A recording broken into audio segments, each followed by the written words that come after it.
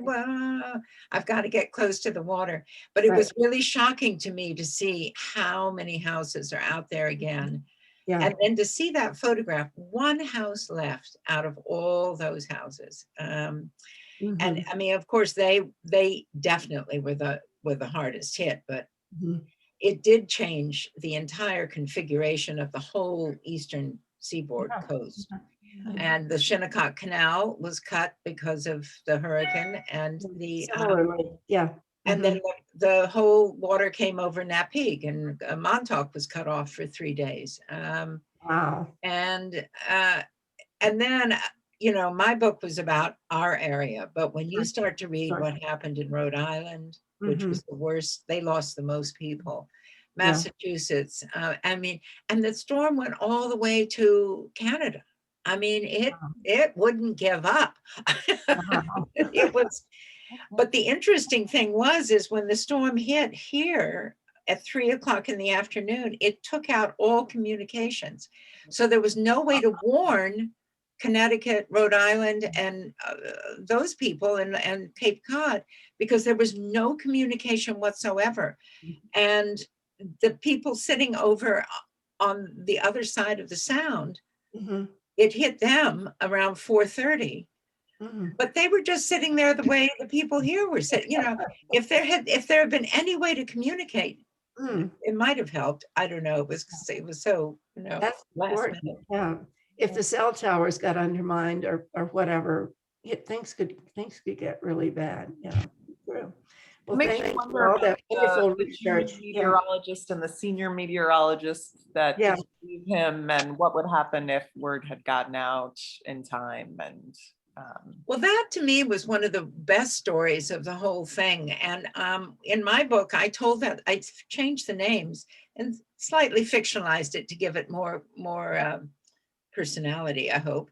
But basically, that was exactly the way it was happened. And uh, the the one thing about the senior weather forecaster in Washington, I mean, the young man who figured it out or called it and said this is what could possibly happen, and he said, I think you ought to warn everybody.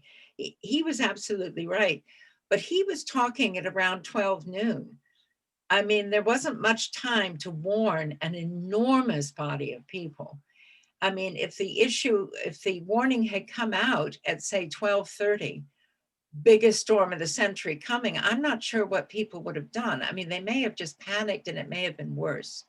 So it's kind of interesting to think about that. He was certainly the only person who figured it out, and said, this is what I think is going to happen.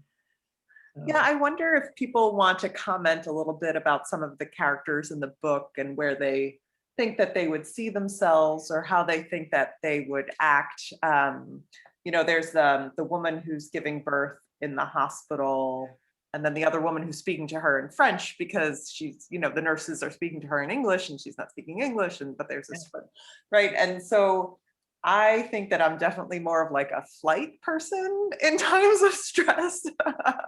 I don't think I would be able to handle the pressure and be helpful. I think I would, need to be, I don't know, taken care of.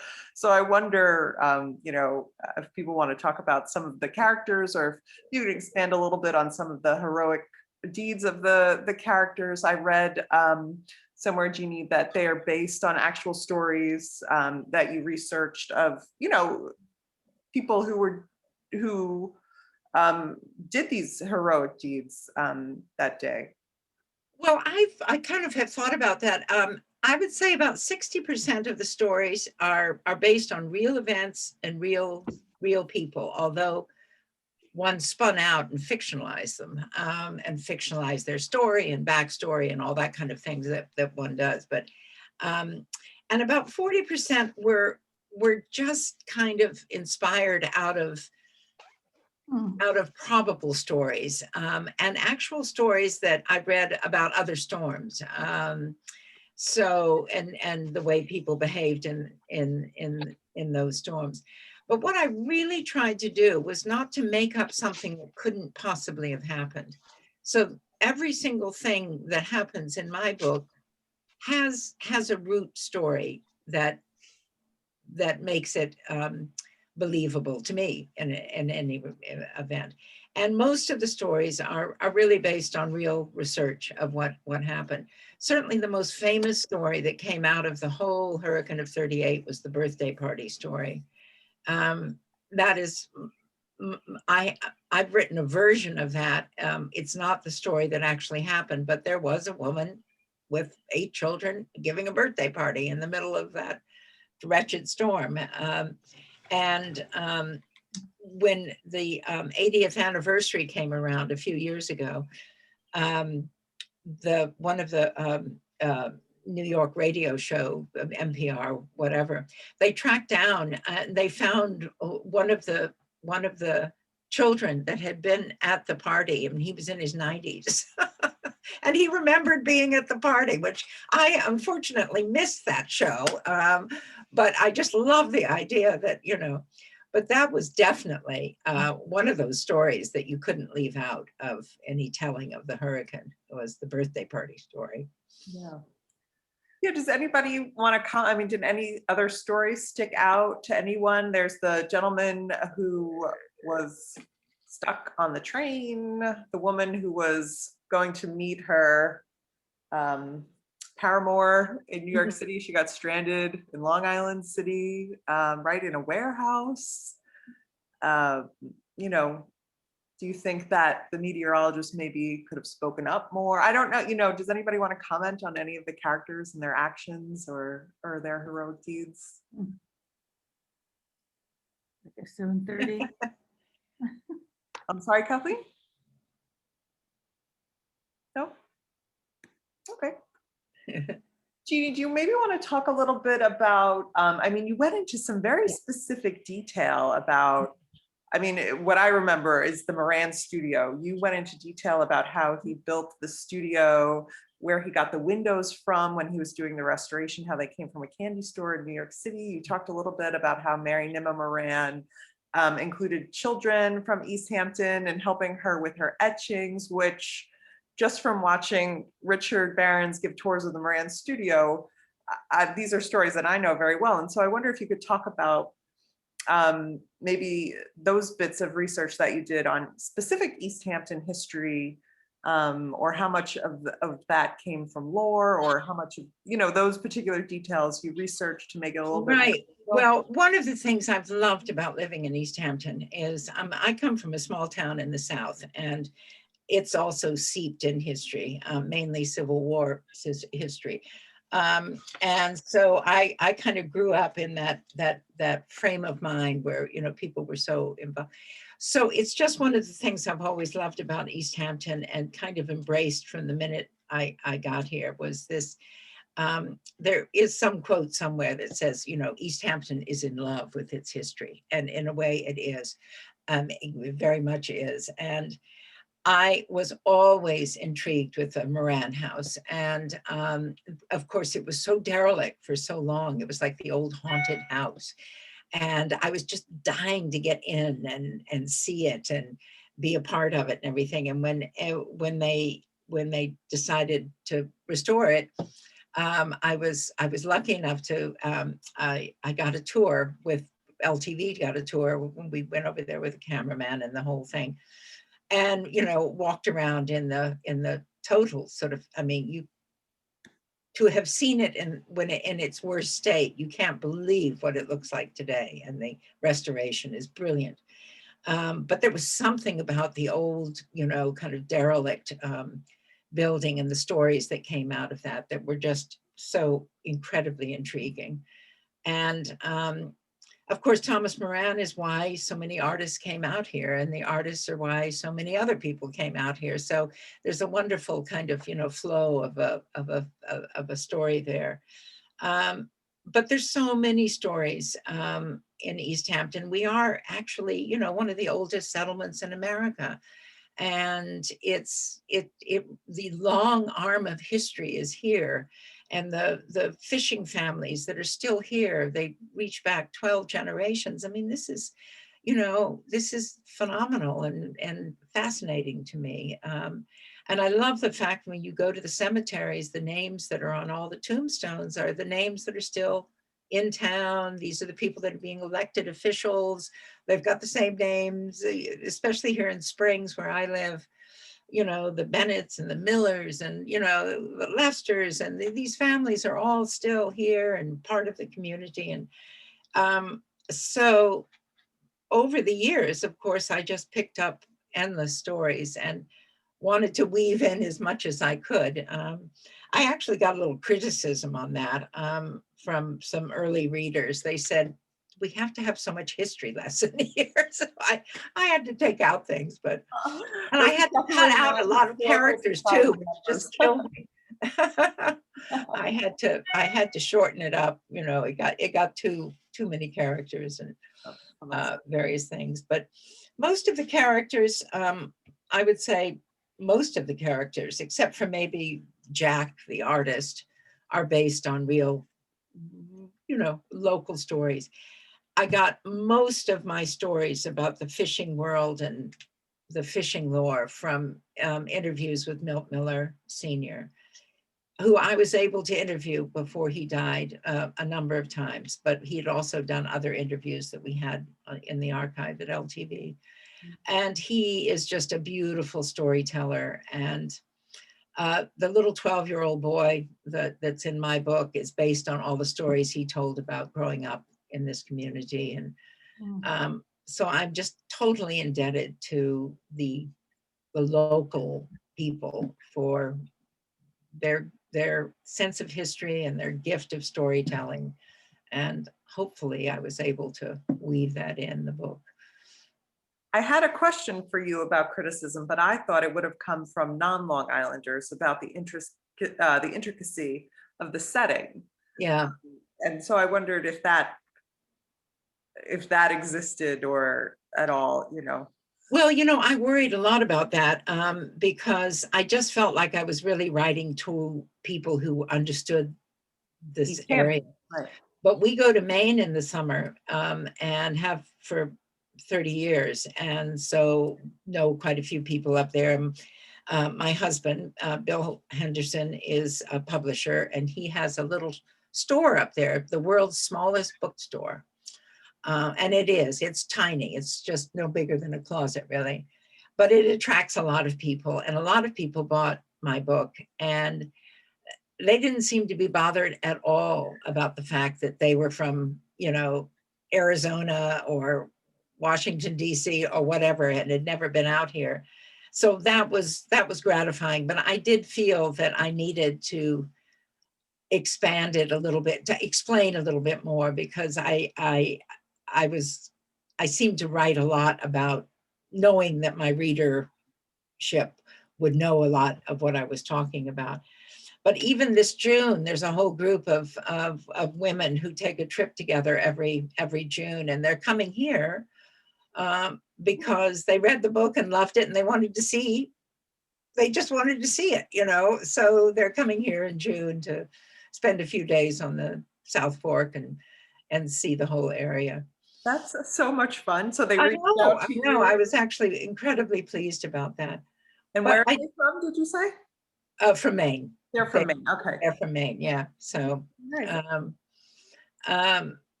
and had never been down in this area. So that's kind of fun. And are you going to show them? Are you going to take them on a tour, or are you doing like a? I'm going to take them around, yes, because all the characters live in houses that are actually here. I can tell you where Walter's house is, and where certainly where Judy's house, not Judy, on Celia's house on Main Street. Yeah. Yeah, I'm going to take them all around and show them the various places that I wrote about in the book. That's amazing. I'm glad to hear that. Yeah.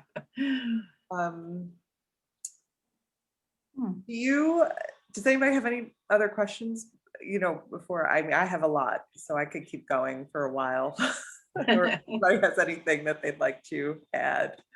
It's just Hillary. I'd like to know how long it took to say write the book, how research and write it and publish. Well, it took longer than I'm a little embarrassed to say. I would say about 6 years, but I was also working, and so I was really just writing on the weekends, and occasionally in the evenings, and so it took longer than I think. I think if I had been just somebody who could go and sit down and write every day, it would have taken about 3 years to write.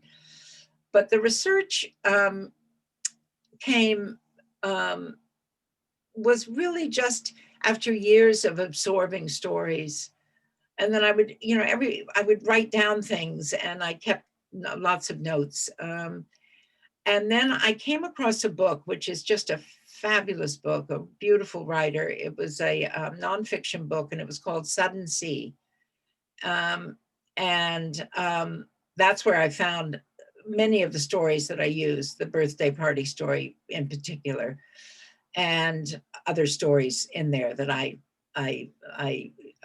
bounced my ideas off of those stories.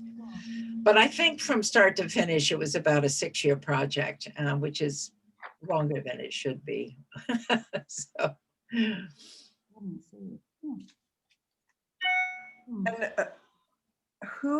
And who was your favorite character to develop or research, or, out that you said the birthday party, I guess, is the most well-known. Well, those stories there, you read along and you do research and you listen to somebody talking, and every once in a while there's just this like ping, I've got to have that story. And they may have told 3 other stories that you're, I don't know, kind of thing. But that Sudden Sea, I did find a lot of, as far as the characters, I loved the local characters. I was not as fond of the, Emmeline, the Hartleys. They to me, they had to be there because they were, definitely a part of what this area is all about.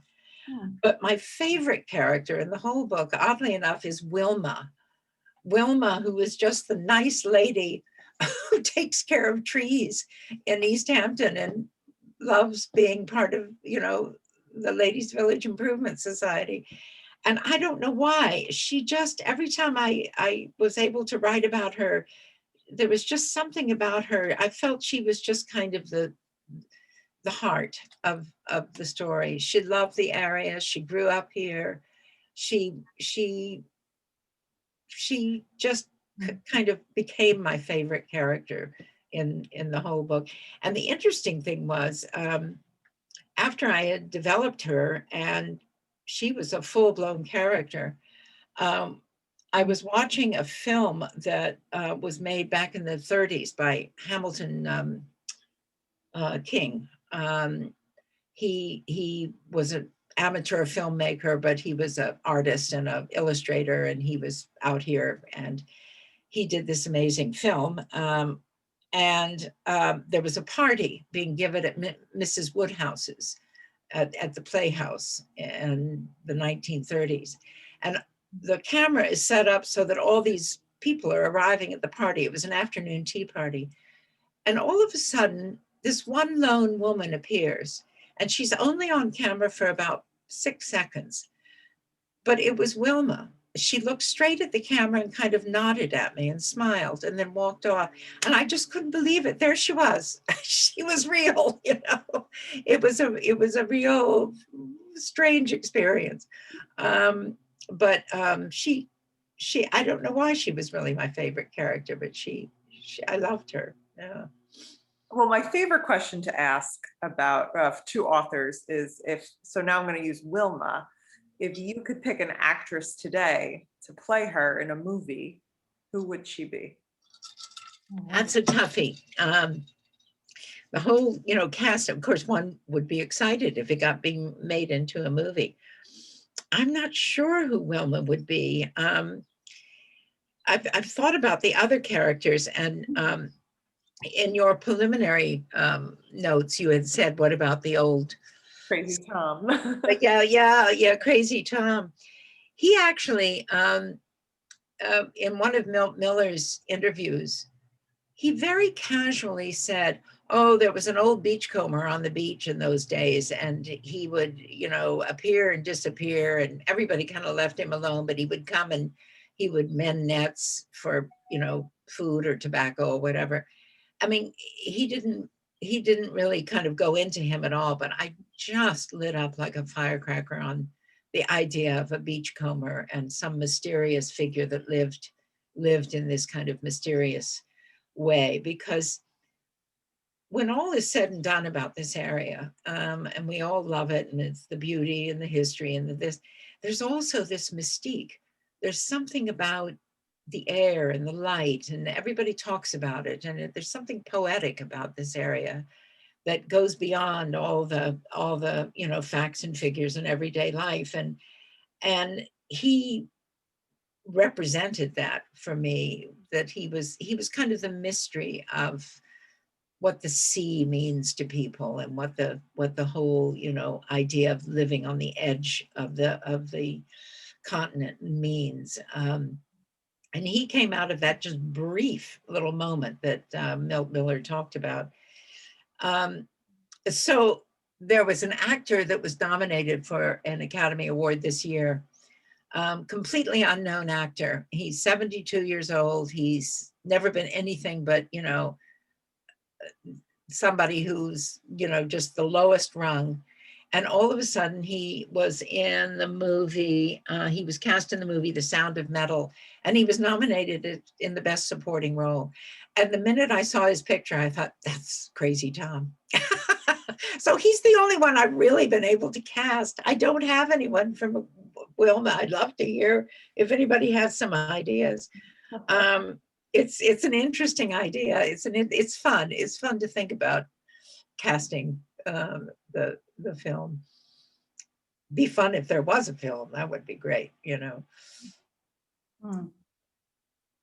Hmm. Oh, I thought, does anybody have a question? I thought I heard.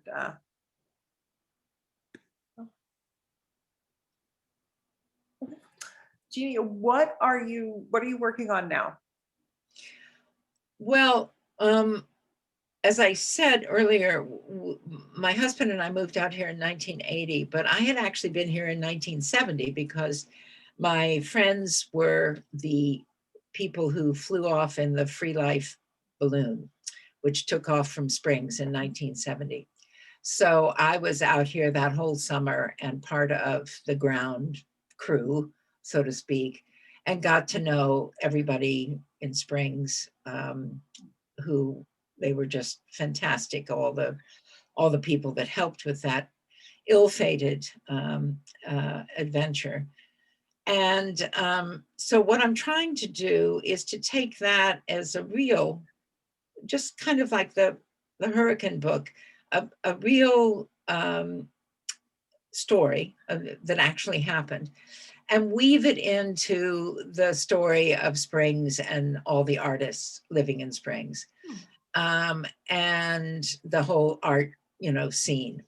So it's kind of a strange balancing act for me, because the Free Life and the balloon and the crew, they were close friends of mine. So it's like writing about real people that I actually knew, which is not my forte. I like fiction. I don't like nonfiction. So it's been kind of difficult, but that's kind of what I'm working on now. And you're taking that story and you're trying to fictionalize it. You're not trying to make it biographical. No, I'm going to leave that story as real. Oh, you are. And what I'm fictionalizing is all the kind of Springs community and the artists and the Bonnickers and the, that around it.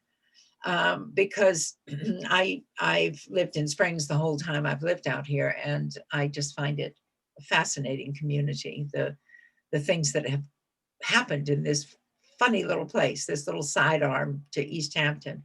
I mean, in the 1950s, Springs was the international epicenter of a major art movement right here in little old Springs. So and everybody knows about it. I'm not breaking new ground, or I'm not, letting people know something that they don't know, but I think it's a fascinating story. of what actually went on in this funny little community, little sort of strange little, and there are people in East Hampton Village, they've never even been to Springs. There's no reason to come up to Springs. There really isn't much of a reason to come here. And people sort of see it as out there, like, so I kind of wanted to, I sort of want to work in that, about this little local community is what I'm working on.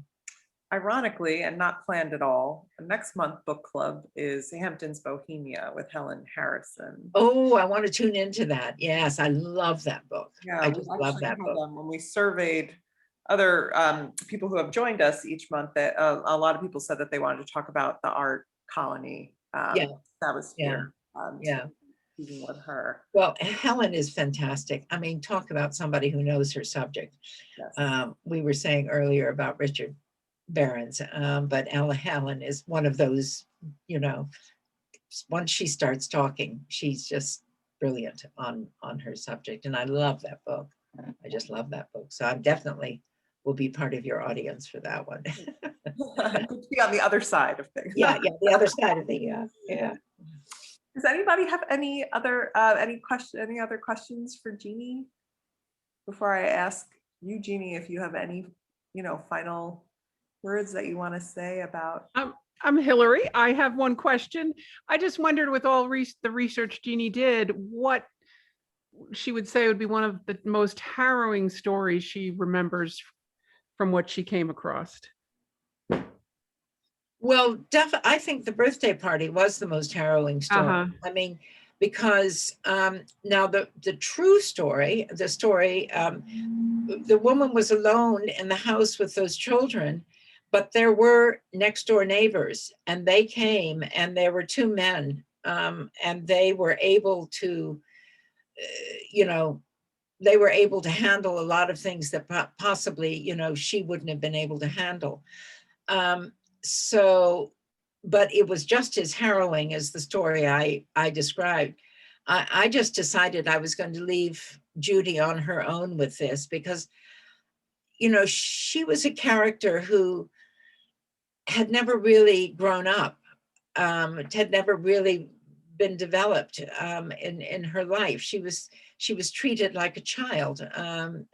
And all of a sudden, this was her, awakening into the possibilities of who she was, and her capabilities. But that was definitely, I mean, it's one thing if you're trying to survive on your own or with other adults, but to have to manage a number of children, and the children were quite young. They weren't like, 10, 12-year-olds. They were 4 or 5-year-olds. And her house, for real, the real birthday party lady, it was almost completely, half of it was taken out, and they were attempting to get on the roof. And she was going to, tie those children together with sheets and ride it out on the roof. And, up to that moment, she, and then my character, they'd never been even remotely required to do anything like that. So I think when earlier the question was, how do you think you would live through this? We all have resources that we probably know nothing about until we're made to bring them out. And that's what I really wanted to explore with that character. So I didn't want her to have the convenience of having some 2 nice burly men living next door who were going to come over and, help out. I wanted her to have to sort of see it through on her own. So that, for real, was probably one of the most harrowing stories. The other harrowing story was the people being caught in that cellar with the water coming in and being trapped in the cellar. And that too was based on some real stories.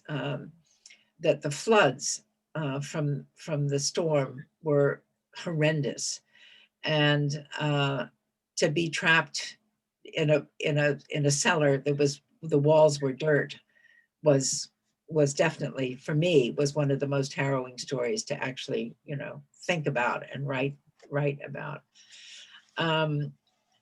But all of them were based in truth. The only thing that wasn't true, but I just couldn't resist, was the Southampton Hospital was not an old house. We go up to Blue Hill in Maine every summer, and the hospital there is an old house, and they've built a modern wing on the back, but the old house, the original hospital, is still there. I just fell in love with that notion. So I brought that down and made that Southampton Hospital, but it was actually a real building in 38. It was not an old house. I just decided to do that because I could. Make it a But, little more dramatic. So yeah, I mean, it was not, everybody's story was harrowing in one way or another, and nobody had experienced anything like this before. The last big storm on Long Island had been in 1825 or thereabouts, and it took out the standing forest on Long Island. I mean, that's how big that storm was. And of course, there were not very many people living here, and there were farms and farmers and things like that. But that was the 100 years before that storm. And so everybody had completely forgotten it. And I think, as Ed Ecker says in that film, he said the word hurricane was not it was not a word we used. It just didn't apply to us. It was something that happened down in the Caribbean. So we've learned our lesson. That is for sure. Any other questions from anybody else? Well, I thank everybody for reading the book, and I hope you liked it and got some enjoyment out of it. But Thank you, Jeannie. I appreciate being able to talk about it. I mean, every author in the world loves to talk about their book, so this has been a real treat for me. I think I really enjoyed seeing your compilation as well. Just, I mean, it's one thing to read about it, but then to see it just makes it so much more understandable, Right. Right. Yeah. I mean, Yeah. Well, the picture, what do they, a picture does 1,000 words or whatever. No, but I loved all the detail about so many things around East Hampton that people know, and I loved just that intricacy of the setting that I talked about. I mean, I loved knowing that and reading that and picking that up throughout. So that was really enjoyable for me. But thank you so much for participating tonight with us. Yeah, sure. And thank you everybody for joining us, and continue to visit our website at easthamptonhistory.org for more information about our upcoming events and programs.